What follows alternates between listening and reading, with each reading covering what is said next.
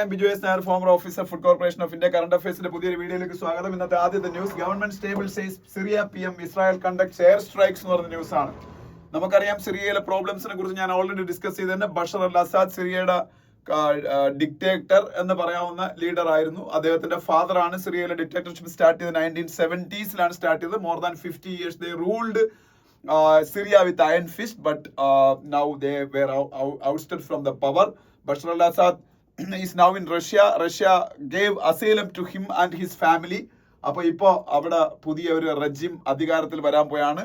No hope for Syria for a better government, because ഇതൊരു മിലിറ്റൻസിന്റെ government അവിടെ വരാൻ പോകുന്നത്. അതിനെക്കുറിച്ച് ഹിന്ദുവിന്റെ എഡിറ്റോറിയൽ ഡാത്തുണ്ട്. അപ്പോൾ നമുക്ക് ഡീറ്റെയിൽ ആയിട്ട് അവിടെ ഡിസ്കസ് ചെയ്യാം. ബട്ട് ഇന്ത്യ കാണിക്കേണ്ട ഒരു എന്താ പറയുന്നത്, ഒരു ഗ്രാറ്റിറ്റ്യൂഡ് കാണിച്ചെന്ന് എനിക്ക് ഡൗട്ട് ഉണ്ട്. ഞാൻ ഇന്നലെ തന്നെ നിങ്ങളുടെ പറഞ്ഞു, ഇസ്ലാമിക് വേൾഡിൽ ഇന്ത്യക്ക് സ്റ്റെഡ് ഫാസ്റ്റ് സപ്പോർട്ടർ ആയിരുന്നു ബഷർ അൽ അസാദ് എന്ന് പറയുന്നത്. കാശ്മീർ ക്രൈസിസ് ഒക്കെ ഏറ്റവും ഉച്ചസ്ഥായിൽ നിൽക്കുന്ന സമയത്ത് ഇസ്ലാമിക് വേൾഡിൽ സ്ട്രോങ് വോയിസ് ആയിട്ട് ഇന്ത്യക്ക് വേണ്ടി നിലനിന്ന രാജ്യം, ഇന്റേണൽ അഫെയർ ഓഫ് ഇന്ത്യ ആണ് കാശ്മീർ എന്ന് സ്റ്റാൻഡ് എടുത്ത രാജ്യം, ഒൺലി ബിക്കോസ് ഓഫ് ബഷർ അൽ അസാദ്. അതുകൊണ്ടാണ് അങ്ങനെ ഒരു സ്റ്റാൻഡ് ആ രാജ്യത്തിന് എടുക്കാൻ പറ്റിയത്. ആ ബഷർ അൽ അസാദിന് ഒരു പ്രോബ്ലം വന്നപ്പോൾ ഇന്ത്യ കൂടെ നിൽക്കേണ്ടതായിരുന്നു. ഇന്ത്യ അദ്ദേഹത്തിന് അനുകൂലമായിട്ട് ഒരു സ്റ്റേറ്റ്മെന്റ് പോലും പറയുന്നത് ഞാൻ കേട്ടില്ല. അത് ഒരു നല്ല സമീപനമല്ലായിരുന്നു എന്ന് എനിക്ക് തോന്നുന്നു. ഒരു പക്ഷേ there will be some diplomatic reasons behind that, because Indian interests are actually there in Syria, and a new transition government is going to come. Government of India cannot annoy that government. That's why maybe India is desisting from issuing any kinds of statements in favor of Bashar al-Assad. അതും ഒരു ഡിപ്ലോമസിയുടെ ഭാഗമായിരിക്കും. Even if it is so, അതൊരു നല്ല കാര്യമാണെന്ന് എനിക്ക് തോന്നുന്നില്ല. അപ്പൊ എന്തായാലും അതാണ് ഇന്നത്തെ പത്രത്തിലെ മെയിൻ ന്യൂസ്. രണ്ടാമത്തെ, Misri visits Dhaka, airs concerns over safety of minorities. That also we are discussing for the last 1 week. So no need for further discussion in this topic. Vikram Misri, India's foreign secretary, visited Bangladesh, and he is the first high-level official from India visiting Bangladesh after the coming of power of Muhammad Yunus in Bangladesh. അപ്പോൾ മുഹമ്മദ് യൂനുസ് അവിടെ അധികാരത്തിൽ വന്നതിന് ശേഷം ഇന്ത്യയിൽ നിന്ന് Bangladesh visit ചെയ്യുന്ന first high level ഫംഗ്ഷണറി ആണ് മിസ്രി പറയേണ്ട കാര്യങ്ങളെല്ലാം അവിടെ പറഞ്ഞിട്ടുണ്ട്. നമ്മൾ ഇന്നലെ അത് ഡിസ്കസ് ചെയ്ത് തന്നെ എന്തൊക്കെ കാര്യങ്ങളായിരിക്കും മിസ്രി അവരോടുള്ള ഡിസ്കഷനിൽ പറയാൻ പോകുന്നതാണ്. ഓക്കെ, അപ്പം അതും അവിടെ കാണാം. അതിന്റെ താഴോട്ട് വരുമ്പോ നമുക്ക് ഏറ്റവും പഠിക്കേണ്ടതായിട്ടുള്ള ഒരു news,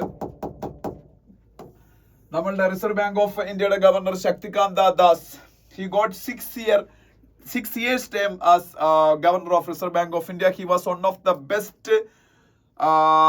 central bank governors in the world, and he got recognition for that 2 times. He was selected as the best central bank governor 2 times in the world. But now he completed his second term also. He completed 6 years as Reserve Bank of India governor, and he's going to retire today. And India's new RBI governor is Sanjay Malhotra. Currently he was holding the position of revenue secretary in government of India. So he's basically an engineer. അപ്പം പലരും ഈ ഞാൻ bank ടെസ്റ്റിന് വേണ്ടിയിട്ടൊക്കെ interview classes ഒക്കെ എടുത്ത് കൊടുക്കുമ്പോൾ അവിടെ ചോദിക്കുന്ന ഒരു ക്വസ്റ്റൻ ആണ്, ബിടെക് കഴിഞ്ഞിട്ട് എന്തിന് ബാങ്ക് ജോലിക്ക് വരുന്നത്? ബിടെക് കഴിഞ്ഞിട്ടാണ് നമ്മളുടെ റിസർവ് ബാങ്ക് ഓഫ് ഇന്ത്യയുടെ ഗവർണർ വരെ ബിടെക് ആയിരുന്നു. IIT ഖരഗ്പൂരിൽ നിന്ന് കാൺപൂരിൽ നിങ്ങളുടെ ബിടെക് കഴിഞ്ഞ ആളാണ് അദ്ദേഹം. അതിനുശേഷം അദ്ദേഹം വേറെ കോഴ്സസ് പഠിച്ച് MBA ഒക്കെ ചെയ്തിട്ടുണ്ട്. അതുപോലെ പഴയ രഘുറാം രാജൻ ഉൾപ്പെടെ ഒരുപാട് സെൻട്രൽ ബാങ്കുകളുടെ ഗവർണർമാരും അതുപോലെ ടോപ്പ് ലെവൽ മറ്റ് ബാങ്കുകളുടെ ഫംഗ്ഷണറീസ് ഒക്കെ പലരും ബിടെക് തന്നെയാണ്. ഓക്കെ, അപ്പൊ അവരൊക്കെ ഫിനാൻഷ്യൽ സെക്ടറിൽ നോളജ് ഉണ്ടാക്കിയിട്ടല്ല അവരൊന്നും ഈ സെക്ടറിലേക്ക് വന്നത്. ഓക്കെ, എന്തായാലും Sanjay Malhotra, new RBI governor, he is going to get a 3-year term. Normally RBI ഗവർണർമാർക്ക് കിട്ടുന്ന ടേം എന്ന് പറഞ്ഞാൽ 3 years ആണ്. നല്ല കഴിവുള്ളവരാണെങ്കിൽ അവർക്ക് എക്സ്റ്റെൻഡ് ചെയ്ത് കൊടുക്കും ടേം. അങ്ങനെയാണ് 6 years ശക്തികാന്ത ദാസിന് കിട്ടിയത്. അപ്പോൾ 26th RBI ഗവർണറാണ് ഇദ്ദേഹം എന്ന് പറയുന്നത്. ഓക്കെ, പിന്നെ reservation must not be based on religion, S tells West Bengal. ഇത് നമ്മൾ അറിഞ്ഞിരിക്കേണ്ട ഒരു കാര്യമാണ്. നമ്മളുടെ കോൺസ്റ്റിറ്റ്യൂഷന്റെ അകത്ത് there is no scope for religion based reservation. Reservation is based on the എന്താ പറയുന്ന inequality existed in the society because of the caste system. Caste സിസ്റ്റത്തിന്റെ അടിസ്ഥാനത്തിൽ ഇൻഇക്വാലിറ്റി ഇന്ത്യയിലെ സൊസൈറ്റിയിൽ നിലനിന്നുകൊണ്ട് അതിന് ഒരു ഇക്വാലിറ്റി കൊണ്ടുവരാൻ വേണ്ടിയിട്ടാണ് റിസർവേഷൻ കൊണ്ടുവന്നത്. അതിൽ റിലീജിയൻ ബേസ്ഡ് റിസർവേഷനുള്ള പ്രൊവിഷൻ നമ്മുടെ കോൺസ്റ്റിറ്റ്യൂഷനിൽ ഇല്ല. വെസ്റ്റ് ബംഗാളിൽ അങ്ങനെ റിസർവേഷൻ കൊടുത്തു, OBC റിസർവേഷനിൽ. അപ്പൊ അതിനെ ക്വസ്റ്റ്യൻ ചെയ്തുകൊണ്ട് സുപ്രീം കോടതിയിൽ ഒരു കേസ് ഉണ്ട്. ആ കേസിന്റെ പ്രൊസീഡിങ്സിന്റെ വേളയിൽ സുപ്രീം കോടതി ഓറലി നടത്തിയ ഒബ്സർവേഷൻ ആണ്. It is not a verdict, but അതിൽ നിന്ന് നമുക്ക് ചില കാര്യങ്ങൾ നമുക്ക് എങ്ങനെ വരും വേർഡിക്ട് എന്നൊക്കെ മനസ്സിലാക്കാൻ പറ്റും. ഓക്കെ, അപ്പൊ അത്രയാണ് ഫ്രണ്ട് പേജിലെ ന്യൂസുകൾ. അകത്തെ പേജിലേക്ക് പോകുമ്പോൾ Jharkhand assembly session begin, Soren and ministers take oath എന്ന് പറയുന്ന ന്യൂസ് കാണാം. ഹേമന്ത് സോറൻ ജാർഖണ്ഡിന്റെ ചീഫ് മിനിസ്റ്റർ, അവരെ നമുക്കറിയാം ജാർഖണ്ഡിന്റെ ചീഫ് മിനിസ്റ്റർ ആയിട്ട് തുടർച്ചയായിട്ട് 2ാം വട്ടവും അധികാരമേൽക്കുകയാണ് ഹേമന്ത് സോറൻ. അപ്പൊ അവര് അവിടെ ഓത്ത് ടേക്കിംഗ് സെറിമണിയെ കുറിച്ചൊക്കെയാണ് അതിനകത്ത് പറഞ്ഞേക്കുന്നത്. മറ്റു കാര്യങ്ങൾ ആന്റി സിഖ് റൈറ്റ്സിനെ കുറിച്ചൊക്കെ ഞാൻ ഓൾറെഡി ഡിസ്കസ് ചെയ്തിട്ടുണ്ട്. ആന്റി സിഖ് റൈറ്റ്സിന്റെ കാരണം എന്തായിരുന്നു? Murder of Indira Gandhi by some Sikh persons, especially not Sikh persons എന്ന് പറയുന്നത് കറക്റ്റ് അല്ല, ഇന്ദിരാഗാന്ധിയുടെ സെക്യൂരിറ്റി പേഴ്സണൽസ് ആയിട്ടുള്ള 2 സിഖുകാര് ഈ ബ്ലൂ സ്റ്റാർ ഓപ്പറേഷനിന്റെ പ്രൊട്ടസ്റ്റ് രേഖപ്പെടുത്തിക്കൊണ്ടാണ് ഇന്ദിരാഗാന്ധിയെ വധിക്കുന്നത്. അതിനെ തുടർന്ന് സിഖുകാർക്ക് അഗേൻസ്റ്റ് ആയിട്ട് ഡൽഹിയിലെ സ്ട്രീറ്റുകളിൽ വലിയ കലാപമുണ്ടായി. അതിൽ 2000-ലധികം സിഖുകാർ മരിച്ചു. അതിനെയാണ് ആന്റി സിഖ് റൈറ്റ് എന്ന് പറയുന്നത്. ഇൻഡിപെൻഡന്റ് ഇന്ത്യയിലെ ഏറ്റവും വലിയ റൈറ്റുകളിൽ ഒരെണ്ണമാണ് ഗുജറാത്ത് റൈറ്റ്. ഭഗൽപൂർ റൈറ്റ് എന്നൊക്കെ പറഞ്ഞാൽ എനിക്ക് തോന്നുന്നു അത് ഇൻഡിപെൻഡന്റ് ഇന്ത്യയിലാണോ അതോ പ്രീ ഇൻഡിപെൻഡൻസ് പീരീഡിലാണോ നടന്നത്, ചെക്ക് ചെയ്തോളണം. ഒരുപാട് കമ്മ്യൂണൽ റൈറ്റ്സ് ഇന്ത്യയിൽ നടന്നിട്ടുണ്ട്. അതൊരു വലിയ 2 റൈറ്റ്സ് ആണ്. ഒന്ന് ഗുജറാത്ത് റൈറ്റും അതുപോലെ anti Sikh riot of 1984 that took place in Delhi. അത് ഒരു ആഫ്റ്റർ ഇഫക്റ്റ് ഓഫ് ഇന്ദിരാഗാന്ധിയുടെ മർഡർ ആയിരുന്നു ആ ഒരു റൈറ്റ് എന്ന് പറയുന്നത്. ഓക്കെ, അപ്പം അതൊക്കെയാണ് അവിടുത്തെ ന്യൂസ്. അതിനടുത്ത പേജിലേക്ക് പോകുമ്പോൾ മോദി, ഭജൻലാൽ ശർമ്മ, ഈ 2 പേരോട് നിൽക്കുന്ന ഒരു ഫോട്ടോ കാണാം. Bhajan Lal Sharma is the chief minister of Rajasthan. Rajasthan is conducting an investors summit. That summit's name is Rising Rajasthan Global Investment Summit. Rising Rajasthan Global Investment Summit that was inaugurated by the Prime Minister of India yesterday. അതിന്റെ photo ആണ് ഈ കാണുന്നത്. Then another news, Noida International Airport completes validation flight. Noida International Airport. Noida International Airport is the 2nd airport in the National Capital Region. National Capital Region-ലാണ് നോയിഡയും വരുന്നത്. Noida is a place in Uttar Pradesh. Once completed, this Noida International Airport will become the biggest airport of India. ഇന്ത്യയിലെ biggest airport ആയിട്ട് Noida international airport മാറും. അതിന്റെ യഥാർത്ഥ പേര് Johar airport എന്ന് അങ്ങനെ എന്തോ ആണ്. അത് നോക്കിക്കോളണം. കംപ്ലീറ്റ് ചെയ്യുമ്പോൾ അതായിരിക്കും ഇന്ത്യയിലെ ഏറ്റവും വലിയ എയർപോർട്ട്, നോയിഡയില. ഓക്കെ, അപ്പം അതിന്റെ ഫൈനൽ സ്റ്റേജ് പരിപാടികളൊക്കെ നടന്നുകൊണ്ടിരിക്കുകയാണ്. പിന്നെ താഴോട്ട് വരുമ്പോൾ നിതീഷ് കുമാർ, ബീഹാറിന്റെ ചീഫ് മിനിസ്റ്റർ, അദ്ദേഹത്തിന് ഭാരതരത്ന കൊടുക്കണമെന്ന് അദ്ദേഹത്തിന്റെ പാർട്ടി കൊളീഗ്സ് ആവശ്യപ്പെട്ടേക്കുന്നു. ഭാരതരത്ന പൊളിറ്റീഷ്യൻസിന് കൊടുക്കുന്ന ഒരു പതിവുണ്ട്. This year Lalkrishna Advani, LK Advani of BJP, അതുപോലെ Charan Singh, former prime minister of India, അതുപോലെ PV Narasimha Rao, former prime minister of India, അവർക്കൊക്കെ പൊളിറ്റീഷ്യന്മാരുടെ ഫീൽഡിൽ നിന്ന് പ്രാവശ്യം ഈ ഇടയ്ക്ക് ഭാരതരത്ന കിട്ടി. അത് ഒപ്പം തന്നെ നമ്മളുടെ MS സ്വാമിനാഥൻ, അദ്ദേഹം എന്താണെന്ന് നിങ്ങൾക്ക് അറിയാം, അദ്ദേഹത്തിനൊക്കെ കൊടുത്തായിരുന്നു. പൊളിറ്റീഷ്യൻസിന് കൂടുതലും ഭാരതരത്ന കിട്ടിയിട്ടുള്ളത്.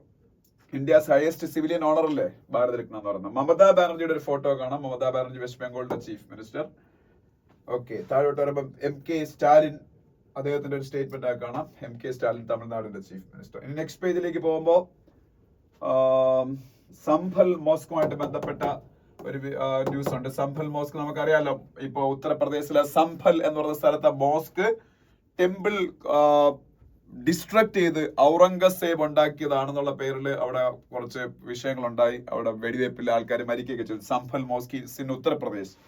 പിന്നെ Maharashtra leaders conduct Karnataka's action against Marathi speakers in Belagavi. ഞാൻ കുറച്ചു കാലം ഇവിടെയൊക്കെ ജോലി ചെയ്തിട്ടുണ്ട്. ഫുഡ് കോർപ്പറേഷൻ ഓഫ് ഇന്ത്യയിൽ ഓഫീസറായിട്ട് ജോലി ചെയ്യുന്ന സമയത്ത് ബെലഗാവിയുടെ പഴയ പേര് ബെൽഗാം എന്നാണ്. ബെൽഗാം.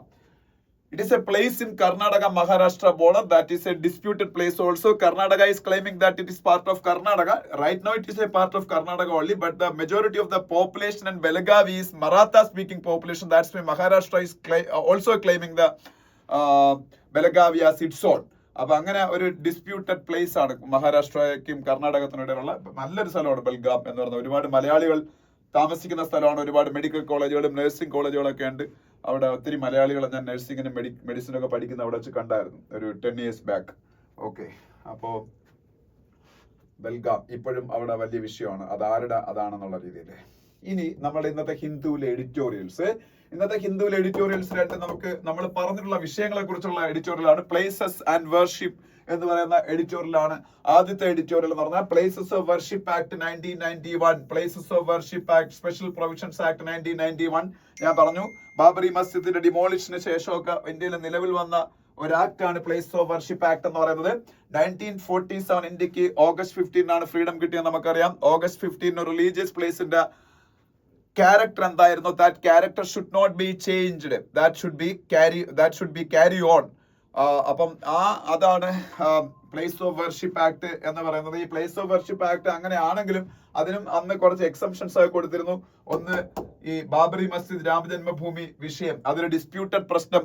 ഈ 47 August 15 മുമ്പേ അതൊരു ഡിസ്പ്യൂട്ട് ആയിരുന്നുകൊണ്ട് അത്തരത്തിലുള്ള ഡിസ്പ്യൂട്ടുകൾ ഇതിൽ നിന്ന് ഒഴിവാക്കി. അങ്ങനെ ആ ബാബറി മസ്ജിദ് രാമജന്മഭൂമി വിഷയം പ്ലേസ് ഓഫ് വർഷിപ്പ് ആക്ട് ഒരു ഒഴിവായി.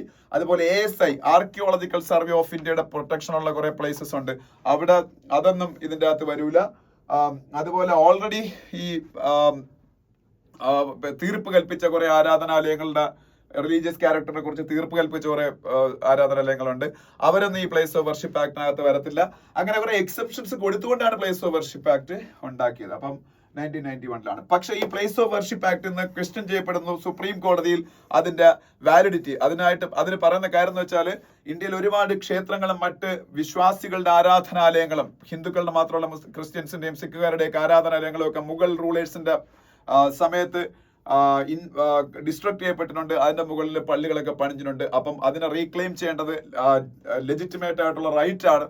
അപ്പം ഇത് അന്നത്തെ ആ ഡിസ്ട്രക്ഷൻസിന് നമ്മൾ വാലിഡേറ്റ് ചെയ്യുന്നതിന് തുല്യതാണ് ഈ place of worship act. So it is against the constitution of India, it is against secularism എന്നൊക്കെയാണ് ഇതിനെ എതിർക്കുന്ന ആൾക്കാർ വാദിക്കുന്നത്. Anyways, supreme court of India is going to consider place of worship act and its validity this week. A constitution bench headed by Chief Justice of India Sanjeev Khanna is going to verify the validity of place of worship act. അപ്പൊ ഈ place of worship ആക്ടിൽ ഒന്നും സംഭവിക്കരുത് എന്നാണ് ഹിന്ദുവിന്റെ ഈ editorial പറയുന്നത്. അതെടുത്ത് ഇല്ലീഗലാണ്, അത് anti കോൺസ്റ്റിറ്റ്യൂഷനിലാണ്, ഇത് സെക്യുലറിസത്തിന് against ആണ്. നമ്മുടെ സുപ്രീം കോടതി സ്ട്രൈക്ക് ഡൗൺ ചെയ്യരുത്. അങ്ങനെ സ്ട്രൈക്ക് ഡൗൺ ചെയ്താൽ, അത് തന്നെയാണ് എന്റെ അഭിപ്രായം, ഒരിക്കലും അങ്ങനെ ചെയ്യരുത്. അങ്ങനെ ചെയ്താൽ അത് നമ്മൾ ഒരു പാൻഡോരാസ് ബോക്സ് തുറക്കുന്നതിന് തുല്യമായിരിക്കും. ഒരുപാട് കേസസ് പൊന്തി വരാം. കാര്യം നമുക്ക് തന്നെ അറിയാവുന്ന, അത് മുസ്ലിം സംഘടനകൾ ഉൾപ്പെടെ സമ്മതിക്കുന്ന കാര്യമാണ്. ബാബറിന്റെയും അക്ബറിന്റെയും അല്ലെങ്കിൽ ഏതെങ്കിലും മുഗൾ ചക്രവർത്തി ഔറംഗസീബിന്റെ ഒക്കെ കാലഘട്ടത്തിൽ അങ്ങനെ സംഭവിച്ചിട്ടുണ്ട്. പക്ഷെ ആ ഹിസ്റ്റോറിക്കൽ റോങ്സ് ഇപ്പൊ കറക്റ്റ് ചെയ്യാൻ ശ്രമിച്ചാൽ അത് ഇന്ത്യയിലെ കമ്മ്യൂണൽ ഹാർമണി അത് ബാധിക്കും, ഇന്ത്യയുടെ പിന്നീട് സോഷ്യൽ ഫാബ്രിക്കിനെ അത് ബാധിക്കും. അപ്പം അങ്ങനെ ഒരിക്കലും ഉണ്ടാവാൻ പാടില്ല. അത് supreme court of India should uphold this sanctity of this place of worship act എന്നാണ് ഈ എഡിറ്റോറിയലിന്റെ അകത്ത് പറയുന്നത്. ഇനി രണ്ടാമത്തെ എഡിറ്റോറിയൽ എന്ന് പറയുന്നത് പാരഡൈം ഷിഫ്റ്റ് എന്ന് പറയുന്ന editorial. Again it is based on a familiar subject, that is Syria's problems, Syria's Bashar al അസാദിന്റെ പുറത്താകൽ, അതൊക്കെയാണ്. ഇത് ആക്ച്വലി ഇതിന്റെ അകത്ത് ഒരു ഹോപ്പ് പ്രകടിപ്പിക്കുന്നുണ്ട്, പക്ഷേ ആ ഹോപ്പിന്റെ ഒപ്പം തന്നെ പെസിമിസവും പ്രകടിപ്പിക്കുന്ന ഒരു എഡിറ്റോറിയലാണ്. നമുക്കറിയാം ബഷർ അൽ അസാദിന് എന്താണ് സംഭവിച്ചത്. ബഷർ അൽ അസാദിന്റെ ഫാദർ ആണ് അവിടെ ഡിക്റ്റേറ്റർഷിപ്പ് സ്റ്റാർട്ട് ചെയ്യുന്നത്. എനിക്ക് 1972 മറ്റോ ആണ്. ഏതാണ്ട് 52 വർഷം നീണ്ടു നിന്ന ഇതാണ്. ഏതാണ്ട് 2000 തുടക്കത്തിലാണ് ഈ ബഷർ അൽ അസാദ് ഫാദറിന്റെ മരണത്തോടു കൂടി അതിന്റെ ഭരണം ഏറ്റെടുക്കുന്നത്, സിറിയയുടെ. അദ്ദേഹം വളരെ അയൺ ഹാൻഡോട് കൂടിയാണ് സിറിയ ഭരിച്ചുകൊണ്ട് മുമ്പോട്ട് പോയത്. ഞാൻ പക്ഷെ ഇന്നലെ പറഞ്ഞ പോലെ അതൊരിക്കലും കുറ്റപ്പെടുത്താൻ പറ്റത്തില്ല. ഒന്നാമത്തെ കാര്യം, ഈ ഷിയ മുസ്ലിങ്ങളിൽ നിന്ന് വന്ന ഒരു ലീഡറാണ് ബഷർ അൽ അസാദ്. അവിടെ സുന്നി ഭൂരിപക്ഷ രാജ്യമാണ് സിറിയ. അപ്പോൾ സുന്നി ഭൂരിപക്ഷ രാജ്യമായ സിറിയയിൽ ബഷർ അൽ അസാദ് എന്ന് പറയുന്ന ഷിയക്ക് ഭരിക്കണം എന്നുണ്ടെങ്കിൽ അയാളുടെ ഹാൻഡോട് കൂടി ഭരിച്ചേ പറ്റൂ. പിന്നെ കുർദുകളുണ്ട്, പിന്നീട് ടർക്കിയെ എന്ന് പറയുന്ന രാജ്യം സപ്പോർട്ട് ചെയ്യുന്ന മിലിറ്റന്റ് ഗ്രൂപ്പുകളുണ്ട്. ഇവരൊക്കെ എല്ലാവർക്കും കോൺഫ്ലിക്റ്റിംഗ് ആയിട്ടുള്ള ഇൻട്രസ്റ്റ് ഉണ്ട്. അപ്പൊ ഇവരെ എല്ലാവരെയും കൂടെ യുണൈറ്റ് ചെയ്തുകൊണ്ട് ഭരിക്കുക എന്ന് പറഞ്ഞാൽ ഇറ്റ് ഈസ് നോട്ട് പോസിബിൾ. അപ്പം അതാണ്. പിന്നെ അൽ ഖ്വയ്ദ പോലുള്ള ആൾക്കാരെ സംഘടനകളെ സപ്പോർട്ട് ചെയ്യുന്ന ടെറർ ഓർഗനൈസേഷൻസ് ഉണ്ട്. അതിലൊരു ടെറർ ഓർഗനൈസേഷൻ ആണ് ഇപ്പം ഇവിടെ പിടിച്ചെടുത്ത തഹിർ അൽ ഷാം എന്ന, അല്ലെങ്കിൽ HDS എന്ന, അല്ല sorry, Hayat Tahrir al Sham, HDS എന്നറിയപ്പെടുന്ന ഓർഗനൈസേഷൻ. പക്ഷേ അതിന്റെ ലീഡർ, അയാളെ പേര് ഇതിനകത്ത് ഉണ്ടായിരിക്കും ഒരു പക്ഷേ, ഇല്ലെന്നുണ്ടെങ്കിൽ അത് കാണാതിരിക്കേണ്ട ആവശ്യമൊന്നുമില്ല. ഈ പറഞ്ഞ HDS ലീഡർ ഈ ഇടയ്ക്ക് അൽ ഖ്വയ്ദയുമായിട്ടുള്ള ബന്ധമൊക്കെ വേർപെടുത്തിട്ട് കൂടുതൽ മോഡേണൈസ് ആയിട്ടുള്ള ആളായി, അല്ലെങ്കിൽ ഒരു മോഡേൺ ചിന്താഗതി അദ്ദേഹം പുലർത്താൻ തുടങ്ങി. ഇന്നലെ തന്നെ അദ്ദേഹം പറഞ്ഞേക്കുന്നതെന്ന് വെച്ചാൽ മറ്റ് വെസ്റ്റേൺ കൺട്രീസുമായിട്ടൊക്കെ സഹവർത്തിത്വത്തിന് പോവും. ഒരു മതത്തിനെയോ അല്ലെങ്കിൽ അവിടുത്തെ ഇസ്ലാമിലെ തന്നെ വേരിയസ് സെക്ട്സ് ഉണ്ട്, അവരെയൊന്നും ഒരു രീതിയിലും ഡിസ്ക്രിമിനേറ്റ് ചെയ്യത്തില്ല. ഇപ്പൊ താലിബാൻ അഫ്ഗാനിസ്ഥാനിൽ ചെയ്യുന്ന പോലെ വിമനിന് വേണ്ടി പ്രത്യേകം റൂൾസ് കൊണ്ടുവരത്തില്ല. അങ്ങനെ വളരെ ഒരു ഇക്വാലിറ്റിയും ഫ്രട്ടേണിറ്റിയും ഒക്കെ ഉയർത്തിപ്പിടിക്കുന്ന കാര്യങ്ങളാണ് അദ്ദേഹം പറഞ്ഞത്. പക്ഷെ അദ്ദേഹത്തിന്റെ പാസ്റ്റ് എടുത്ത് പരിശോധിച്ചാൽ he was A terrorist because he was part of Al Qaeda. പക്ഷേ ഇപ്പൊ എന്തായാലും ഈ ബഷർ അൽ അസാദ് പുറത്താകാനുള്ള കാരണങ്ങൾ ഇതിന്റെ അകത്ത് പറഞ്ഞു. ബഷർ അൽ അസാദ് ആക്ച്വലി ഒരു 8-9 വർഷം മുമ്പ് അവിടെ സിവിൽ വാറിൽ പുറത്താകേണ്ടതായിരുന്നു. പക്ഷെ അവസാന നിമിഷം ഇറാൻ സപ്പോർട്ട് ചെയ്യുന്ന മിലിഷ്യ ഓർഗനൈസേഷനായ ഹിസ്ബുള്ള, ലെബനനിലെ ഹിസ്ബുള്ള, അതുപോലെ വ്ളാഡിമിർ പുടിന്റെ റഷ്യ, ഇവരെല്ലാരും കൂടെ വന്ന് റബൽസിനെ നേരിട്ട് നശിപ്പിച്ചത് കൊണ്ടാണ്, അവരെ പരാജയപ്പെടുത്തിക്കൊണ്ടാണ് ബഷർ അൽ അസാദിന് അങ്ങനെ മുമ്പോട്ട് പോകാൻ പറ്റിയത്. പക്ഷേ ഈ റബൽസ് ഒരു തക്കം പാർത്തിരിക്കുകയായിരുന്നു. Now they got an opportunity because the biggest supporter of Bashar al-Assad regime, Russia, is engaged in a war with Ukraine, and that's why Russia is preoccupied with that war and they cannot support Bashar al-Assad at the moment. That is one thing. Second thing is Israel is continuously attacking Hezbollah. Hezbollah was another supporter of Bashar al-Assad regime. So Hezbollah weakened substantially, and many of its leaders were killed by Israeli Air Force. That is another thing that weakened Bashar al-Assad position in Syria. And third thing is Iran. Iran is also weakened because of the എന്താ പറയുക west ഏഷ്യയിലെ crisis കൊണ്ട്, അല്ലെങ്കിൽ ഇസ്രായേലിന്റെ attacks, അങ്ങനെയുള്ള കാര്യങ്ങളുണ്ട്. Iran is also in A weekend position. These all geopolitical matters negatively influenced Syrian regime, and Syria didn't get any support from all these previous supporters.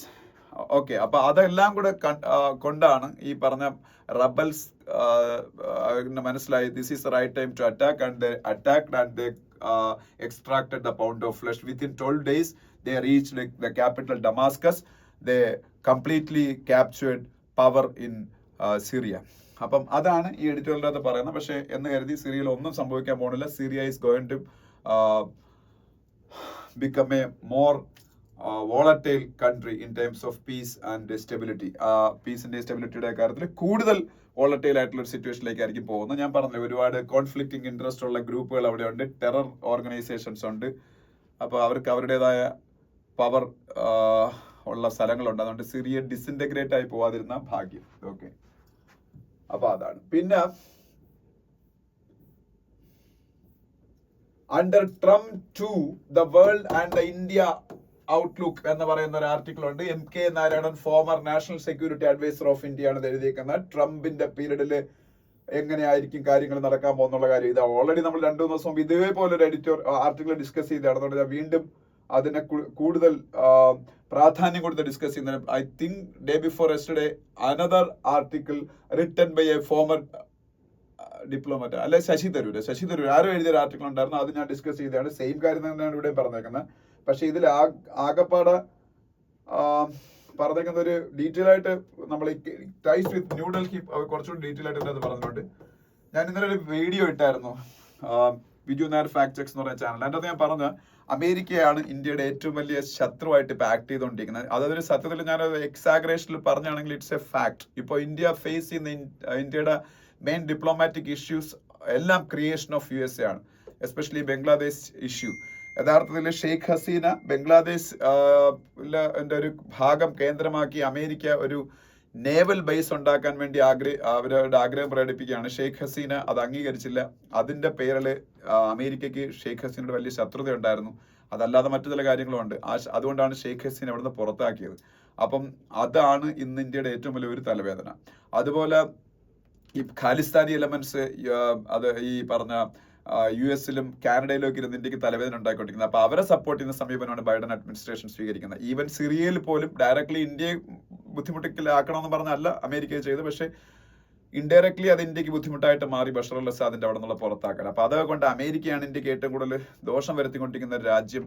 Except നമ്മളെ technological cooperation, defence, അതൊക്കെ ഒഴിവാക്കിയാൽ diplomatically ഇന്ത്യക്ക് വലിയ ബുദ്ധിമുട്ട് America ഉണ്ടായിക്കൊണ്ടിരിക്കുകയാണെന്ന് പറഞ്ഞൊരു video ഇട്ടു. പക്ഷേ Trump once അധികാരത്തിൽ വന്നു കഴിഞ്ഞാൽ ഈ സിറ്റുവേഷൻ ടോട്ടലി റിവേഴ്സ്ഡ് ആവും.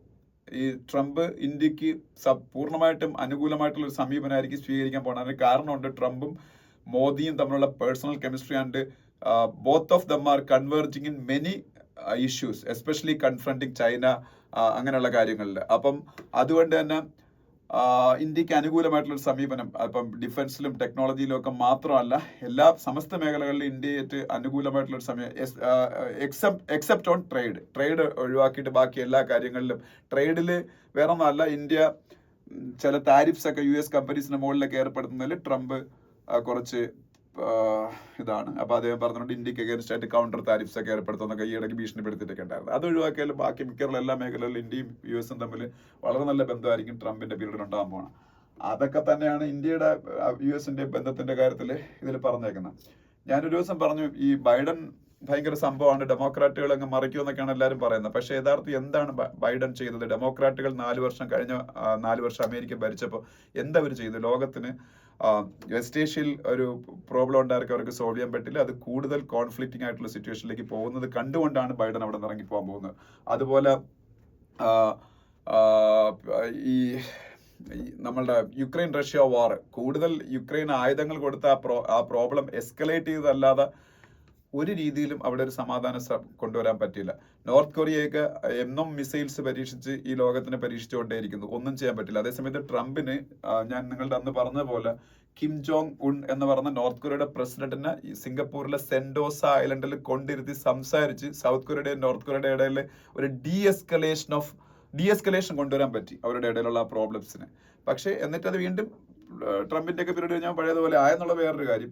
അതുപോലെ ക്വാഡ്രിലാറ്ററൽ എന്ന് പറയുന്ന സഖ്യം പിന്നീട് രൂപീകരിച്ചത് ട്രംപിന്റെ ഒരു ഇതിലാണ്.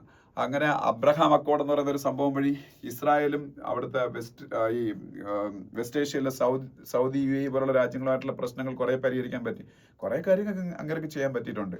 അപ്പം നമ്മൾ ഈ കുറെ മീഡിയാസ് പോർട്രേ ചെയ്യുന്ന പോലെ മണ്ടനൊന്നും അല്ല ട്രംപ് എന്ന് പറയുന്നത്. ഓക്കെ, ഇപ്പൊ ബൈഡനാണ് ആക്ച്വലി മണ്ടൻ. അയാളാണ് ഒന്നും ചെയ്യാതിരുന്ന ഒരു ഗുണവും ഇല്ലാത്തൊരു പ്രസിഡന്റ് ആയിരുന്നു. ഓക്കെ, അപ്പൊ എന്തായാലും ഈ ഒരു ആർട്ടിക്കിൾ നമ്മൾ ഓൾറെഡി ഒരു തവണ ഡിസ്കസ് ചെയ്തായിട്ട് ഞാൻ വേണ്ടി ഡിസ്കസ് ചെയ്യുന്നില്ല. പിന്നെ in energy dependent world the issue of food security എന്ന് പറയുന്ന ഒരു ആർട്ടിക്കിൾ ഉണ്ട്. ഇത് വേറൊന്നുമല്ല, ഈ എനർജി സെക്യൂരിറ്റിയും ഫുഡ് സെക്യൂരിറ്റിയും രണ്ടുമാണ് ലോകത്തിന്റെ ഏറ്റവും പ്രധാനപ്പെട്ട പ്രശ്നങ്ങൾ എന്ന് പറയുന്നത്. Energy security and food security, ഇത് രണ്ടും ഡെവലപ്പിംഗ് വേൾഡിൽ കുറച്ച് കുറവാണ്. ഇപ്പൊ ഇന്ത്യ നോക്കുകയാണെങ്കിൽ ഇന്ത്യക്ക് ഒരുവിധ ഫുഡ് സെക്യൂരിറ്റി ഉണ്ട്, പക്ഷേ സ്റ്റിൽ എനർജി സെക്യൂരിറ്റി ഉണ്ടെന്ന് നമുക്ക് പറയാൻ പറ്റത്തില്ല.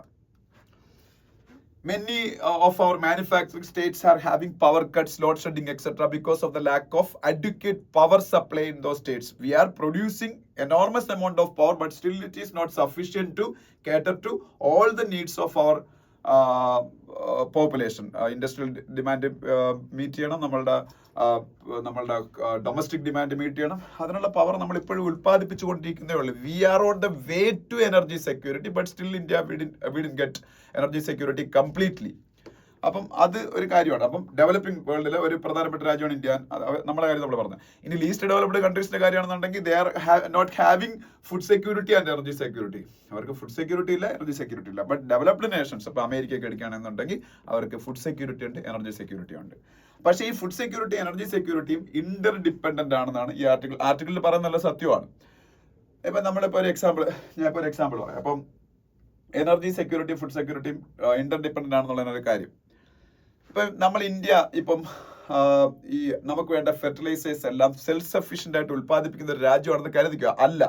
അല്ല but still I'm telling you to suppose like imagine like that. Okay, അപ്പം ഇപ്പൊ ഇന്ത്യ റഷ്യ പോലുള്ള രാജ്യങ്ങളാണ് നമ്മളുടെ യൂറിയ പോലുള്ള നമ്മളുടെ ഫെർട്ടിലൈസേഴ്സിനെ ഡിപ്പെൻഡ് ചെയ്യുന്നത്, അമോണിയ പോലുള്ള സംഭവങ്ങൾക്ക്.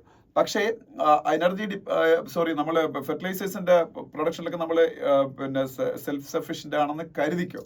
അങ്ങനെയാണെന്നുണ്ടെങ്കിൽ നമുക്ക് ഫുഡ് പ്രൊഡക്ഷൻ വേണ്ട ഒരു സംഭവമാണ് ഫെർട്ടിലൈസർ എന്ന് പറയുന്നത്.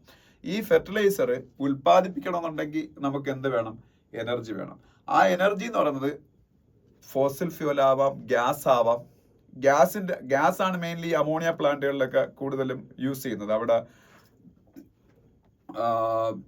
എനർജിക്ക് വേണ്ടിയിട്ടും ഒക്കെ വേണ്ടിയിട്ട്. അപ്പോൾ ഈ നമുക്കിപ്പോൾ ഫോസിൽ ഫ്യൂവൽ സഫീഷ്യൻ്റ് ആയിട്ടില്ലാത്ത ഒരു രാജ്യം ആണ്, അല്ലെങ്കിൽ അപ്പം സ്വാഭാവികമായിട്ടും നമ്മൾ ഡിപ്പെൻഡ് ചെയ്യുന്നത് നമ്മൾ മറ്റ് ഈ ഗൾഫ് രാജ്യങ്ങളെയോ അല്ലെങ്കിൽ വേറെ റഷ്യ പോലുള്ള രാജ്യങ്ങളെയൊക്കെയാണ് നമ്മൾ ഗ്യാസിനോ അല്ലെങ്കിൽ മറ്റ് ഫോസിൽ ഫ്യൂൾസിനൊക്കെ വേണ്ടിയിട്ട് ഡിപ്പെൻഡ് ചെയ്യുന്നത്. അപ്പം നമുക്ക് ഒരു ഗ്ലോബൽ സപ്ലൈ ചെയിൻ ഡിസ്റപ്ഷൻ ഉണ്ടായാൽ, even if we are self sufficient in producing fertilisers,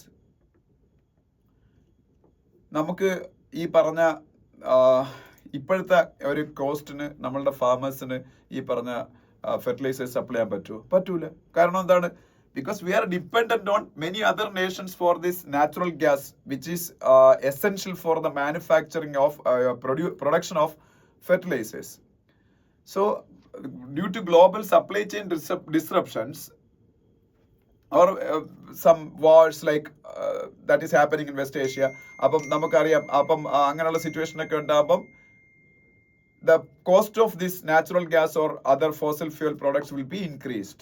That in turn affect the fertilizer production of our country, and fertilizer will become more costly. അപ്പോൾ അത് നമ്മളുടെ ഫാമേഴ്സിനെ ബാധിക്കാൻ സാധ്യതയുണ്ട്. സാധിക്കും ഉറപ്പായിട്ടും. അപ്പം സ്വാഭാവികമായിട്ടും നമ്മളുടെ അഗ്രികൾച്ചർ പ്രൊഡക്ഷനെ വേണമെങ്കിൽ അത് ബാധിച്ചേക്കാം. ഇപ്പം ഇത് ഒരു കേസ് ഞാൻ പറഞ്ഞു, ഇതുപോലെ ഒരുപാട് കേസസ് ഉണ്ട്. ഇപ്പം അഗ്രികൾച്ചർ പ്രൊഡക്ഷനും എനർജിയും തമ്മിലുള്ള, അല്ലെങ്കിൽ അഗ്രികൾച്ചർ ഫുഡ് സെക്യൂരിറ്റിയും നമ്മളുടെ എനർജി സെക്യൂരിറ്റിയും തമ്മിലുള്ള ഇന്റർ കണക്ഷൻ എന്ന് പറയുന്നത്. അപ്പൊ ഇതിൽ ഒരുപാട് കാര്യങ്ങൾ പറയുന്നുണ്ട്. ഞാൻ അതിലൊരു സിമ്പിൾ കേസ് എടുത്ത് നിങ്ങളുടെ പറഞ്ഞേ ഉള്ളൂ.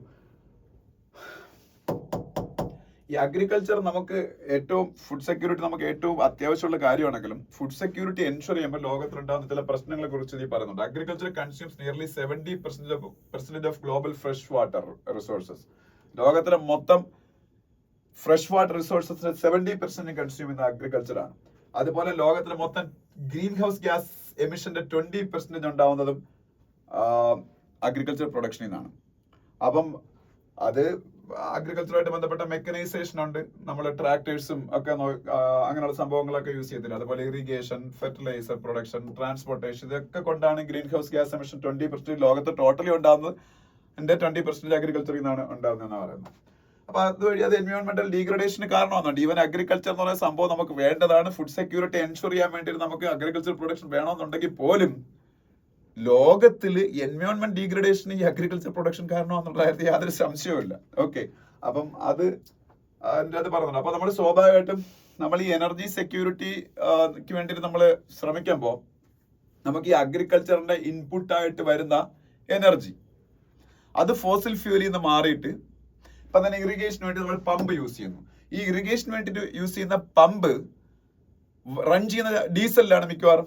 അതുകൊണ്ടാണ് നമ്മൾ ഈ ഇടയ്ക്ക് ഗവൺമെന്റ് ഓഫ് ഇന്ത്യ അതിനെ കുറിച്ച് നീതി ഇല്ല കേട്ടോ, ഞാൻ പറയുന്നതാണ്. PM കുസും എന്ന് പറയുന്ന ഒരു സ്കീം സ്റ്റാർട്ട് ചെയ്ത്. PM കുസും സ്കീമിന്റെ മാൻഡേറ്റ് എന്താണ്? To provide solar powered pumps to Indian farmers. അപ്പൊ സോളാർ പവേർഡ് പമ്പാണ് യൂസ് ചെയ്യുന്നുണ്ടെങ്കിൽ നമുക്ക് അത്രയും ഫോസിൽ ഫ്യൂവൽ യൂസേജ് അവിടെ കുറയ്ക്കാനും അത്രയും എമിഷൻ കുറയ്ക്കാനും പറ്റൂലേ. അങ്ങനെ നമ്മൾ ഇക്കോളജിക്കലി സെൻസിറ്റീവ് അല്ലെങ്കിൽ എൻവയോൺമെന്റലി പിന്നീട് എന്താ പറയുന്ന സസ്റ്റൈനബിൾ ആയിട്ടുള്ള പ്രാക്ടീസസിലേക്ക് മാറുമ്പോൾ അഗ്രികൾച്ചർ പ്രൊഡക്ഷൻ സസ്റ്റൈനബിൾ ആവും. അപ്പം നമുക്ക് ഫുഡ് സെക്യൂരിറ്റി എൻഷുർ ചെയ്യാൻ പറ്റും, എനർജി സെക്യൂരിറ്റി അല്ലെങ്കിൽ എൻഷുർ ആണെന്നുണ്ടെങ്കിൽ നമ്മളിപ്പോൾ ഫോസിൽ ഫ്യൂവൽ മാത്രം കൊണ്ട് പറ്റൂല. ഫോസിൽ ഫ്യൂലിൽ നിന്ന് കംപ്ലീറ്റ്ലി ട്രാൻസിഷൻ ആയിട്ട് നമുക്ക് ഈ പറഞ്ഞ ഗ്രീൻ എനർജിയിലേക്ക് മാറി നമുക്ക് എനർജി സെക്യൂരിറ്റി എൻഷുർ ചെയ്യാൻ പറ്റുമെങ്കിലും അത് പറ്റും. അതിന് കാലങ്ങൾ എടുക്കാനും ഒരുപാട് ഇൻവെസ്റ്റ്മെന്റ് വേണം. അതിന്റെ ടെക്നോളജി കുറച്ചുകൂടെ ലോ കോസ്റ്റ് ആയിട്ടുള്ള ഫീസിബിൾ ആയിട്ടുള്ള ടെക്നോളജി ഡെവലപ്പ് ചെയ്യണം. അങ്ങനെ ടെക്നോളജി ഉള്ള ഡെവലപ്പിംഗ് നേഷൻസിലേക്ക് അത് ട്രാൻസ്ഫർ ചെയ്യാൻ തയ്യാറാവണം. അങ്ങനെ ഒരുപാട് കാര്യങ്ങളുണ്ട്. അപ്പോ റിന്യൂവബിൾ എനർജിയുടെ ഇൻവെസ്റ്റ്മെന്റിന്റെ കാര്യം കൂടെ പറഞ്ഞിട്ടുണ്ട്. $500 ബില്യൺ 2022 വേൾഡിലെ എല്ലാ കൺട്രീസും കൂടെ ചേർന്ന് റിന്യൂവബിൾ എനർജി സെക്ടറിൽ ഇൻവെസ്റ്റ് ചെയ്തിട്ടുണ്ട്. പക്ഷേ അതിന്റെ മെജോറിറ്റി ഇൻവെസ്റ്റ്മെന്റ് നടക്കുന്ന എവിടെയാണ്? ഡെവലപ്ഡ് വേൾഡിലാണ്. അപ്പൊ ഡെവലപ്പിംഗ് വേൾഡിൽ അതിന്റെ ഗുണങ്ങളൊക്കെ കിട്ടാൻ പോണതേ ഉള്ളൂ. അങ്ങനെ കുറെ കാര്യങ്ങളല്ലേ. ഫെർട്ടിലൈസർ യൂസേജ് ഉണ്ടാകുമ്പോൾ അതിനു വേണ്ടിയിട്ട് എനർജി വേണ്ടതും ഫെർട്ടിലൈസർ പ്രൊഡക്ഷൻ വേണ്ടി എനർജി വേണം. ആ എനർജി നമ്മൾ ഇപ്പോഴും ഫോസിൽ ഫ്യൂവലും നാച്ചുറൽ ഗ്യാസും ഒക്കെ ഉപയോഗിച്ചാണ് ഫെർട്ടിലൈസർ പ്രൊഡ്യൂസ് ചെയ്യുന്നത്. അപ്പം അതുകൊണ്ടുണ്ടാകുന്ന എൻവയോൺമെന്റൽ ഡീഗ്രഡേഷൻ, അതിൽ നിന്ന് മാറി നാച്ചുറൽ റിസോഴ്സസിലേക്ക് അതിൽ നിന്ന് മാറി നമുക്ക് ഈ പറഞ്ഞ റിന്യൂവബിൾ എനർജി സോഴ്സസിലേക്ക് മാറാനുള്ള ആ ഒരു ട്രാൻസിഷന് വേണ്ടുന്ന കാലാവധി, അതിന് വേണ്ടുന്ന പണം, അത് ഡെവലപ്പിംഗ് നേഷൻസിനും ലീസ്റ്റ് ഡെവലപ്ഡ് കൺട്രീസിനും ഒക്കെ ഒരു ട്രാൻസിഷന് വേണ്ടുന്ന പണം ഇല്ലാത്ത അവസ്ഥ, ഇതെല്ലാം ആണ് ഇതിൽ പറഞ്ഞേക്കുന്നത്. അപ്പൊ നിങ്ങളത് വായിച്ചു നോക്കുക.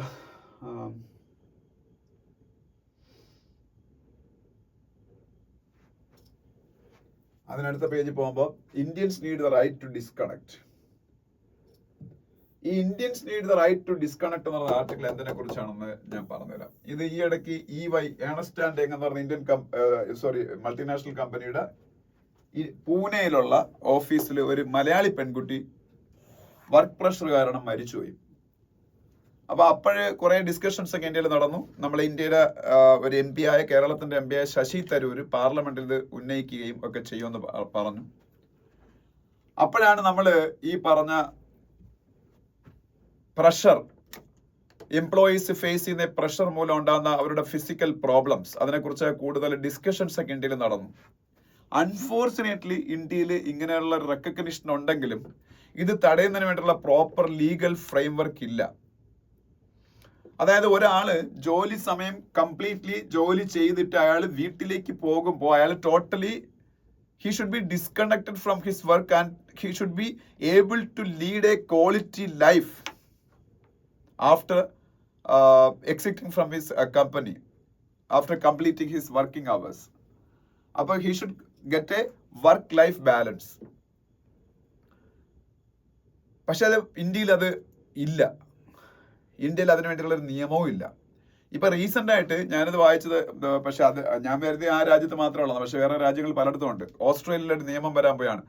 വൺസ് ഒരു കമ്പനിയിലെ അല്ലെങ്കിൽ ഒരു ഗവൺമെന്റ് ഓർഗനൈസേഷനിൽ ജോലി കഴിഞ്ഞ അയാൾ ഇറങ്ങിക്കഴിഞ്ഞാൽ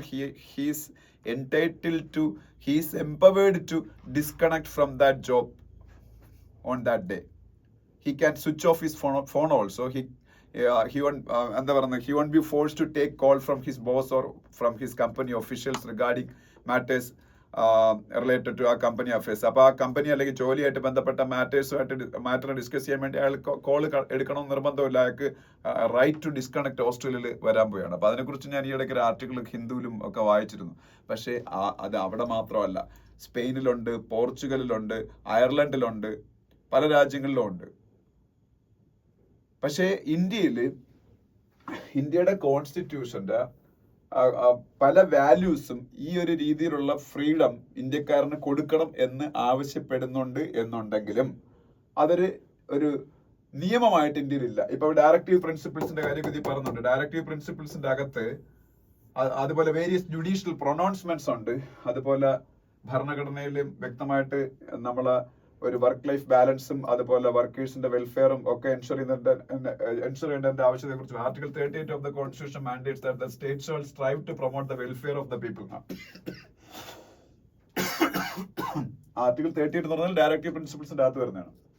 അപ്പം ആ ഒരു ആർട്ടിക്കിൾ, അതുപോലെ ആർട്ടിക്കിൾ 39E അത് ഡയറക്റ്റീവ് പ്രിൻസിപ്പിൾസിന്റെ അകത്താണ് പറയുന്നത് വെച്ചാൽ directs the state to direct its policy towards securing the strength and health of its workers എന്ന ആർട്ടിക്കിൾ 39E പറയുന്നുണ്ട്. അതുപോലെ പല കോടതി വിധികളെ ഇവിടെ പരാമർശിക്കുന്നുണ്ട്. സുപ്രീം കോർട്ടിൽ 1997 വിധി വന്ന വിശാഖ വേഴ്സസ് സ്റ്റേറ്റ് ഓഫ് രാജസ്ഥാനില് എന്ന് പറയുന്ന കേസിലെ സെക്ഷൽ ഹരാസ്മെന്റ് വർക്ക് പ്ലേസിൽ ഉണ്ടാവാൻ പാടില്ല, അവരുടെ വർക്കേഴ്സിന്റെ ഫണ്ടമെന്റൽ റൈറ്റ്സ് വയലേറ്റ് ചെയ്യുന്ന ഒരു കാര്യവും വർക്ക് പ്ലേസിൽ ഉണ്ടാവാൻ പാടില്ല എന്നൊക്കെ സുപ്രീം കോടതി പറയുന്നുണ്ട്. അതുപോലെ Ravindrakumar Dhariwal and ORS versus union of India എന്നൊരു കേസ് 2021 അതില് ഇന്ത്യൻ കോൺസ്റ്റിറ്റ്യൂഷനിലെ ഇൻക്ലൂസീവ് ഇക്വാലിറ്റി എന്നുള്ള സംഭവം വർക്ക് പ്ലേസിലും ആപ്ലിക്കബിൾ ആണെന്നും അവിടെ ഒരു രീതിയിലും എംപ്ലോയീസിനെ ഹരാസ് ചെയ്യുന്ന രീതിയിൽ അവരുടെ ഇൻഡിവിജ്വൽ ഡിഫറൻസസിന്, ഇപ്പൊ ഒരാള് ഇപ്പൊ ഡിസേബിൾ ആയിട്ടുള്ള ആളൊക്കെ ആണെന്നുണ്ടെങ്കിൽ അയാളെ ഏതെങ്കിലും രീതിയിൽ അയാളുടെ റൈറ്റ്സ് ഹനിക്കുന്ന രീതിയിൽ ഒന്നും ഒരു കാര്യം ചെയ്യാൻ പാടില്ല. അപ്പൊ ഈ സുപ്രീം കോടതിയുടെ വിധികളുണ്ട്, ഇന്ത്യയിലെ വേരിയസ് കോർട്ടുകളുടെ വിധികളുണ്ട്, ഇന്ത്യയുടെ കോൺസ്റ്റിറ്റ്യൂഷൻ ഡയറക്റ്റീവ് പ്രിൻസിപ്പിൾസിൽ ഇത് അപ്ഹോൾഡ് ചെയ്യുന്ന, ഈ പ്രിൻസിപ്പിൾ അപ്ഹോൾഡ് ചെയ്യുന്ന കാര്യങ്ങളുണ്ട്. അപ്പൊ കോൺസ്റ്റിറ്റ്യൂഷനിലെ റൈറ്റ് ടു ഇക്വാലിറ്റി എടുത്ത് പരിശോധിച്ചാലും അവിടെയും നമ്മളുടെ വർക്ക് പ്ലേസിലും ആ ഒരു ഈ ഹ്യൂമൻ വാല്യൂസ് എൻഷർ ചെയ്യേണ്ടതിന്റെ ആവശ്യകതയെക്കുറിച്ചും ഒക്കെ പറയുന്നുണ്ട്. പക്ഷേ നമ്മളുടെ പാർലമെന്റിന്റെ അകത്ത് ഇതിനെക്കുറിച്ച് പ്രോപ്പർ ആയിട്ടുള്ള ഡിസ്കഷൻസ് നടന്ന് നമ്മുടെ ശരത് പവാറിന്റെ മകൾ സുപ്രിയ സുലെ എന്ന് പറഞ്ഞൊരു MP ഉണ്ട്. അവര് 2018 ഇതുമായിട്ട് ബന്ധപ്പെട്ട ഒരു private bill, MP mark private bill പാർലമെന്റിൽ അവതരിപ്പിക്കാൻ കൊണ്ടുവന്നു. പ്രൈവറ്റ് ബില്ലുകൾ എപ്പോഴും മിക്കവാറും പരാജയപ്പെടുകയാണ് ചെയ്യുന്നത്. അപ്പം അതിനുശേഷം പിന്നെ ലീഗലി ഇതിന് വേണ്ടിയിട്ട് ഒരു ലെജിസ്ലേഷൻ ഉണ്ടാക്കാൻ വേണ്ടിയുള്ള ഒരു ശ്രമങ്ങൾ ഇന്ത്യൻ പാർലമെന്റിൽ ഉണ്ടായിട്ടില്ല. അപ്പൊ ഞാൻ ആക്ച്വലി ഈ പറഞ്ഞ ആർട്ടിക്കിൾ വായിച്ചപ്പോൾ എന്റെ അവസ്ഥയാണ് ഞാൻ മനസ്സിൽ ആലോചിച്ചത്. ഞാൻ ഫുഡ് കോർപ്പറേഷൻ ഓഫ് ഇന്ത്യയിൽ ഓഫീസറായിട്ട് ജോലി ചെയ്ത ആളാണ്. അപ്പൊ ജോലി ചെയ്തതിന്റെ സെക്കൻഡ് ഇയറിൽ തന്നെ എനിക്ക് ഭയങ്കരമായിട്ടുള്ള, ഫസ്റ്റ് ഇയർ തൊട്ടേ എനിക്ക് ഭയങ്കരമായിട്ടുള്ള മോശം എക്സ്പീരിയൻസസ് ഉണ്ടാവാറുണ്ട്. അതിനൊരു കാരണം ജലസി ഉണ്ടായിരുന്നു. നമ്മൾ ഡയറക്റ്റ് റിക്രൂട്ട്മെന്റ് ആയിട്ട് ഓഫീസേഴ്സ് ആയിട്ട് കയറി ചെന്നപ്പോൾ അവിടുത്തെ കുറച്ച് സീനിയർ ആയിട്ടുള്ള ആൾക്കാർക്ക്, അന്ന് നമ്മളെ കൊച്ചു പിള്ളേരാണ്, ഒരു 10 years ബാക്ക് ആയിട്ടുള്ള കാര്യം പറയാണ്. അപ്പോൾ അവർക്ക് ആർക്കും ഇഷ്ടപ്പെട്ടില്ല. അപ്പോൾ അവർ മാക്സിമം ഹരാസ് ചെയ്തു. അപ്പോൾ ഞാനൊരു ദിവസം വീട്ടിൽ ജോലിയൊക്കെ കഴിഞ്ഞ ഒരു 8 മണിക്ക് വീട്ടിലെത്തിയപ്പോൾ, രാത്രി 8 മണിക്കാണ് ഓഫീസിൽ നിന്ന് കോള് വരുന്നു, ഞാൻ എന്തോ ജോലി കംപ്ലീറ്റ് ചെയ്യാതെ പോയെന്നോ അങ്ങനെ എന്തോ ആയിരുന്നെന്ന് പറഞ്ഞത്. അപ്പം എനിക്ക് മെമ്മോ തരുമെന്ന് പറഞ്ഞു. ഈ മെമ്മോ എന്ന് പറഞ്ഞാൽ നമ്മളുടെ സർവീസ് ബുക്കിന്റെ അകത്ത് ഇടുന്ന ഒരു സംഭവമാണ്. അപ്പൊ ഈ മെമ്മോ തരുമെന്ന് പറഞ്ഞപ്പോൾ എനിക്കത് ഭയങ്കരമായിട്ട് ഭയങ്കര ഫീൽ ചെയ്തു. കാരണം നമ്മളെന്ന് വെച്ചാൽ അന്ന് ഭയങ്കര ഹാർഡ് വർക്കിംഗ് ആയിരുന്നു. അങ്ങനെ ഭയങ്കരമായിട്ട് ഹാർഡ് വർക്ക് ചെയ്യുന്ന ഒരു സ്റ്റാഫ്, ഒരു ഓഫീസർ 8 മണിക്ക്, രാത്രി 8 മണിക്ക് വീട്ടിലെത്തിയപ്പോഴത്തേക്ക് വിളിച്ചിട്ടാണ് ഇത് പറയുന്നത്. അന്നത്തെ ജോലികളെല്ലാം തീർത്തിട്ട് മറ്റാരെക്കാരും നന്നായിട്ട് ജോലി ചെയ്തിട്ട്. അപ്പം എനിക്കത് ഭയങ്കര വിഷമമായി. പിറ്റേന്ന് ഞാൻ ഓഫീസിൽ ചെന്ന് അവിടുത്തെ എൻ്റെ ഒരു സുപ്പീരിയർ ഓഫീസറിനോട് എനിക്ക് കരഞ്ഞുകൊണ്ടാണ്, അന്ന് നമ്മൾ യൂത്ത് ആണ് എന്നിട്ട് പോലും കരഞ്ഞുകൊണ്ട് ഞാൻ കുറച്ചൊന്ന് സംസാരിച്ചു. അപ്പൊ ഇത് അയാൾക്ക് ഒരു ഇൻസൾട്ട് ആയിട്ട് തോന്നി. ഒരു പുതുതായിട്ട് വന്ന പ്രൊബേഷൻ പീരീഡിലുള്ള ഒരു ഓഫീസർ ഇത്തരത്തിൽ അവരോട് പെരുമാറിയെന്ന് പറഞ്ഞു. അതിന്റെ പേരിൽ 69 പേര് ഇന്ത്യ മുഴുവനും ഉണ്ടായിരുന്ന 69 ഓഫീസേഴ്സിനാണ് ഞങ്ങൾ സെലക്ട് ചെയ്തത് ഇന്ത്യയിൽ നിന്ന്. കേരളത്തിൽ നിന്ന് 6 പേര്. അതിൽ കേരളത്തിൽ നിന്ന് ഫസ്റ്റ് ആയിരുന്നു ഞാൻ. എന്നിട്ട് എൻ്റെ പ്രൊബേഷനെ മാത്രം എക്സ്റ്റെൻഡ് ചെയ്തു. അപ്പം ഈ 69 പേരുടെ കൂട്ടത്തിൽ ഏറ്റവും ഹൈ പെർഫോമിംഗ് ആയിട്ടുള്ള ഒരാളായിരുന്നു ഞാൻ സെലക്ഷൻ പ്രോസസ്സിലൊക്കെ ഞാൻ ഏറ്റവും ടോപ്പിൽ വന്ന ഒരാളാണ്. എന്നിട്ട് എൻ്റെ മാത്രം പ്രൊബേഷൻ എക്സ്റ്റെൻഡ് ചെയ്യുമ്പോൾ സ്വാഭാവികമായിട്ട് 69 പേരുടെ ഗ്രൂപ്പിൽ ഏറ്റവും കഴിവില്ലാത്ത ഞാനാണെന്നുള്ള രീതിയിലാക്കാൻ വേണ്ടിയിട്ടാണ്. ബാക്കി ആരുടെയും പ്രൊബേഷൻ എക്സ്റ്റെൻഡ് ചെയ്തില്ല. ബാക്കി 68 പേരും ക്ലിയർ ചെയ്തു. എന്നിട്ട് എന്നെ ബാംഗ്ലൂരേക്ക്, കർണാടകത്തിലേക്ക് ട്രാൻസ്ഫർ ചെയ്തു. അവിടെ ഒരു 4-5 ട്രാൻസ്ഫർ അങ്ങോട്ടും ഇങ്ങോട്ടും. അങ്ങനെയാണ് ഞാൻ ഈ പരിപാടിയൊക്കെ അവസാനിപ്പിച്ച് ഈ എഡ്യൂക്കേഷൻ ഫീൽഡിലേക്ക് വരുന്നത്. അതെനിക്ക് നന്നായി. കാരണം അതുകൊണ്ട് എനിക്ക് കുറച്ചുകൂടെ ഡെവലപ്മെന്റ് ഉണ്ടായി. ഞാൻ അവിടെ നിന്ന് മുരടിച്ചു പോയില്ല. എൻ്റെ ജീവിതത്തിൽ അതിനുശേഷം എല്ലാ രീതിയിലും, നോളജ് വൈസും ഫിനാൻഷ്യൽ വൈസും ഒക്കെ എനിക്ക് വളർച്ചയെ ഉണ്ടായുള്ളൂ. അതൊരു നല്ല ഡിസിഷൻ ആയിരുന്നു ഞാൻ ആ പരിപാടിയെല്ലാം അവിടെ അവസാനിപ്പിച്ചത്. പക്ഷെ സ്റ്റിൽ ഇതേ അവസ്ഥയാണ് അവിടെ എനിക്കുണ്ടായത്. എനിക്കത് ഒരു പരിധി കൂടുതൽ സഫർ ചെയ്തപ്പോൾ എനിക്ക് അതൊരു സഫോക്കേറ്റിംഗ് ആയിട്ടുള്ള അറ്റ്മോസ്ഫിയർ ആയിട്ട് മാറിയും എനിക്കത് ബെയർ ചെയ്യാൻ പറ്റാത്ത അവസ്ഥയും വന്നു. അപ്പം ചിലർക്കത് ചിലപ്പം ഹാർട്ട് അറ്റാക്ക് ആയിട്ടോ അല്ലെങ്കിൽ എന്തെങ്കിലും പ്രോബ്ലംസ് ആയിട്ടോ ഒക്കെ മാറാം. ഇതിനകത്ത് അത് പറയുന്നുണ്ട്, ഒരു ഈ വർക്ക് ലൈഫ് ബാലൻസ് ഇല്ല എന്നുണ്ടെങ്കിൽ അത് റൈറ്റ് ആയിട്ട് എംപ്ലോയീസിന് മാറ്റിയില്ലെങ്കിൽ, ഡെവലപ്ഡ് വേൾഡിലും ഓസ്ട്രേലിയയിലും അയർലൻഡിലും സ്പെയിനിലും ഒക്കെ വരുന്ന ഈ റൈറ്റ് ടു ഡിസ്കണക്ട് എന്ന് പറയുന്ന നിയമം ഇന്ത്യയിലും വന്നില്ല എന്നുണ്ടെങ്കിൽ, നാളെ ഈ മലയാളി എറണാകുളത്തുള്ള പെൺകുട്ടിക്ക് പൂനെയിലെ EY ക്യാമ്പസിൽ വെച്ച് ഹാർട്ട് അറ്റാക്ക് ഒന്ന് മരിച്ച അവസ്ഥ ഇന്ത്യയിലെ പലർക്കും ഉണ്ടാവാം. അതാണ് ഈ ആർട്ടിക്കിളിൽ പറയുന്നത്. അപ്പൊ റൈറ്റ് ടു ഡിസ്കണക്ട് ഇത് കോൺസ്റ്റിറ്റ്യൂഷണൽ വാല്യൂസിൽ തന്നെ അത് എഴുതി വെച്ചിട്ടുണ്ടെന്ന് നമ്മളുടെ ഡയറക്റ്റീവ് പ്രിൻസിപ്പിൾസും ഒക്കെ എടുത്ത് ഈ വ്യക്തി അത് പറയുകയും ചെയ്യുന്നുണ്ട്, ഈ ഓതർ. ഓക്കെ, അതേ ഒരു ലോയർ ആണ്. പിന്നെ അതിനടുത്ത പേജുകളിലേക്ക് പോകുമ്പോൾ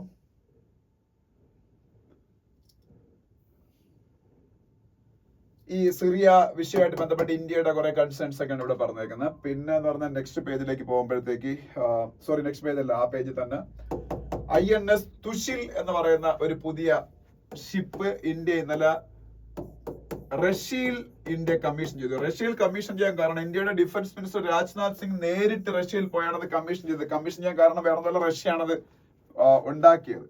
അപ്പം റഷ്യയുടെ വാങ്ങിയതാണ്. നമ്മൾ കുറച്ചു കാലം, ഈയിടക്കല്ല 3-4 വർഷം മുമ്പ് നമ്മളെ INS വിക്രമാദിത്യ എന്ന് പറഞ്ഞൊരു aircraft carrier ship, INS Vikramaditya എന്ന് പറഞ്ഞ ഒരു എയർക്രാഫ്റ്റ് കാരിയർ ഷിപ്പ് ഇന്ത്യക്കുണ്ട്. ആ ഷിപ്പ് റഷ്യ ഉണ്ടാക്കിയതാണ്. അഡ്മിറൽ ഗോർഷ്കോവ് എന്നായിരുന്നു അതിന്റെ പഴയ പേര്. That was bought by India and India changed its name to INS Vikramaditya. Likewise, now India bought a new ship. അത് ഒരു ഷിപ്പിന്റെ എന്ത് ടൈപ്പ് ആണെന്ന് കൂടെ, മിസൈൽ ഫ്രിഗേറ്റ് എന്നാ, stealth guided missile frigate. That's A kind of ship, naval ship that India bought from Russia and its name is INS Tushil. Okay, അപ്പൊ അതൊന്ന് പഠിച്ചു വെച്ചേക്കണം. താഴോട്ട് വരുമ്പം SC grand permanent commission to woman army officer. ഒരു woman army ഓഫീസർക്ക് SC supreme court of India permanent commission, short service കമ്മീഷനിലാണ് അവർ എടുത്തത്, പെർമനന്റ് കമ്മീഷൻ നൽകി. അങ്ങനെ സുപ്രീം കോടതിക്ക് ആർമിയുടെ കാര്യങ്ങളിൽ പോലും ഇടപെടാനും ഒക്കെ, അതായത് ഇപ്പൊ ഒരു ജസ്റ്റിസ് ഡെലിവറി ചെയ്യുന്നതിന് വേണ്ടിയിട്ട് എക്സ്ട്രാ ഓർഡിനറി സിറ്റുവേഷൻസിന് സുപ്രീം കോടതിക്ക് അവരുടെ എക്സ്ട്രാ ഓർഡിനറി പവേഴ്സ് യൂസ് ചെയ്യാം. അങ്ങനെ ഒരു കോൺസ്റ്റിറ്റ്യൂഷണൽ പ്രൊവിഷൻ ഉണ്ട്. അങ്ങനെ സുപ്രീം കോടതിയുടെ എക്സ്ട്രാ ഓർഡിനറി പവർ കോൺസ്റ്റിറ്റ്യൂഷൻ കൊടുക്കുന്നത് ആർട്ടിക്കിൾ 142 എന്ന് പറയുന്ന ഒരു ആർട്ടിക്കിൾ വഴിയാണ്. ഈ ആർട്ടിക്കിൾ 142 ആണ് സുപ്രീം കോടതിക്ക് അവരുടെ എക്സ്ട്രാ ഓർഡിനറി പവേഴ്സ് ഡിറൈവ് ചെയ്യാനുള്ള constitutional article 142. National food security ആക്ടിനെ കുറിച്ച് ഇവിടെ പറയുന്നുണ്ട്. National food security act Manmohan Singh ഗവൺമെന്റിന്റെ പീരീഡിൽ വന്ന ഒരു ആക്ട് ആണ് നാഷണൽ ഫുഡ് സെക്യൂരിറ്റി ആക്ട്. ഇതുവഴിയാണ് ഇന്ത്യയിലെ TPDS targeted public distribution system വഴി BPL ഫാമിലീസിൽ പെർ പേഴ്സൺ 5 kg വെച്ച് ഫുഡ് ഗ്രെയിൻസ് അന്ന് 3 rupees per കിലോഗ്രാമിന് റൈസിനും 2 rupees per കിലോഗ്രാം വീറ്റിനും കോഴ്സ് ഗ്രെയിൻസിന് 1 rupees per കിലോഗ്രാം വെച്ച് കൊടുക്കാൻ തുടങ്ങി NFSA national food security act അനുസരിച്ച്. But now that food grains are completely free for Indian BPL people after the introduction of Pradhan Mantri Garib Kalyan Anna Yojana by Narendra Modi government. Now it is totally free. When Manmohan Singh government was ruling India under NFSA National Food Security Act, BPL families of India were entitled to get per person 5 kg of food grains. Not free of cost, but they have to bear an expense. If you are buying rice, you have to pay 3 rupees per kilogram. If you are buying wheat, you have to pay 2 rupees per kilogram for that wheat. Coarse grains are 1 rupees per kilogram. That was previous act.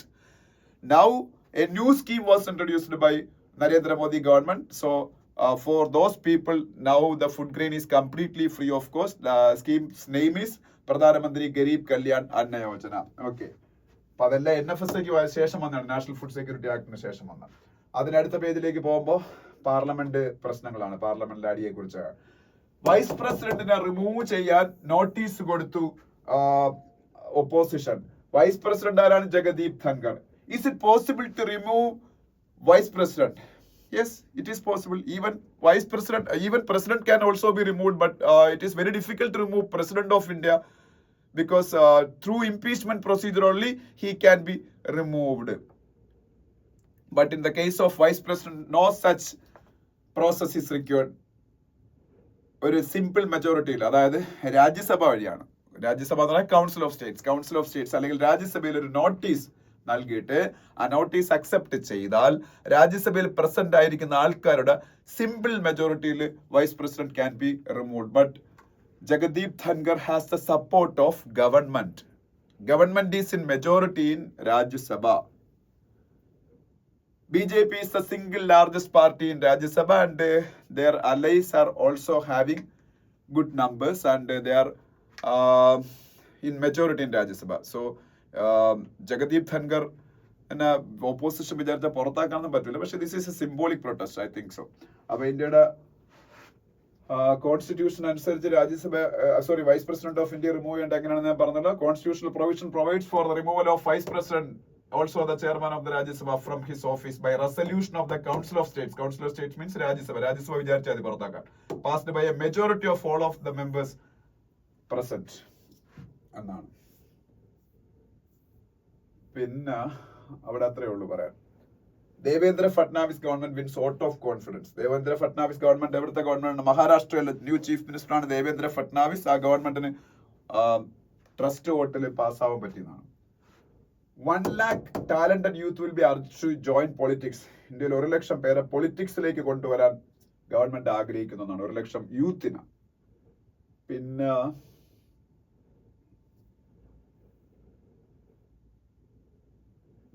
ഇത് senior citizens free treatment scheme gets 25 lakh members. അതെന്താണ്? പ്രധാനമന്ത്രി ആയുഷ്മാൻ ഭാരത് സ്കീമിന്റെ അണ്ടറില് Ayushman Vayavandana card എന്ന് പറഞ്ഞൊരു സംഭവം ഇപ്പം പുതുതായിട്ട് തുടങ്ങി. Ayushman Vayavandana card for senior citizens who cross the age of 70 years. 70 വയസ്സ് ക്രോസ് ചെയ്ത senior citizens, irrespective of their income status, whether they are BPL or APL, they can apply for this Ayushman Bharat Vaya Vandana card, and they will be entitled for 5 lakhs rupees per year for free treatment. Free treatment വേണ്ടിയിട്ട് 5 ലക്ഷം രൂപ വെച്ച് അവർക്ക് per year കിട്ടും ഈ senior citizens, irrespective of their income status. Even if they are from a APL background, then also they will be entitled to Ayushman Bharat Vay Vandana card. പക്ഷെ അതിൽ താഴെയുള്ളവർക്കാണെങ്കിൽ BPL-കാർക്ക് അത് കിട്ടുള്ളൂ, ആയുഷ്മാൻ ഭാരത് കാർഡ്. ഓക്കെ. UGCയുടെ chairman Jagadish Kumar. Next page പോകുമ്പോൾ ബിസിനസ് പേജിൽ ഒരു കാര്യം നിങ്ങളുടെ പറയാനുള്ളൂ. LIC ബീമാ സഖി യോജന ലോഞ്ച് ചെയ്തു. ഇന്നലെ ഞാൻ നിങ്ങളുടെ പറഞ്ഞു അതൊരു ഇമ്പോർട്ടന്റ് സ്കീമാണ്, but I didn't go through the details of that scheme. That's why I am not able to discuss that എന്നാണ് ഞാൻ നിങ്ങളുടെ ഇന്നലെ പറഞ്ഞത്. പക്ഷെ ഇപ്പൊ ഞാൻ നോക്കി, ബീമാ സഖി യോജന എന്ന് പറഞ്ഞാൽ LIC കൊണ്ടുവരുന്ന ഒരു സ്കീമാണ്. 3 ലക്ഷം ഇന്ത്യൻ വിമനിന് ഇൻഷുറൻസ് ഏജന്റുമാരാക്കി മാറ്റണം എന്നാണ്. 3 ലക്ഷം ഇന്ത്യൻ വിമന് അവർക്ക് ട്രെയിനിങ് കൊടുക്കും ഫസ്റ്റ് 3 years. ആ ട്രെയിനിങ് പീരീഡിൽ they will get stipend. First ഇയറിൽ 7,000 rupees, സെക്കൻഡ് ഇയറിൽ 6,000 rupees, തേർഡ് ഇയറിൽ 5,000 rupees പെർ മന്ത്. ഫസ്റ്റ് ഇയറിൽ 7,000 rupees, സെക്കൻഡ് ഇയറിൽ 6,000 rupees ആൻഡ് തേർഡ് ഇയറിൽ 5,000 rupees per month as stipend the selected women will get.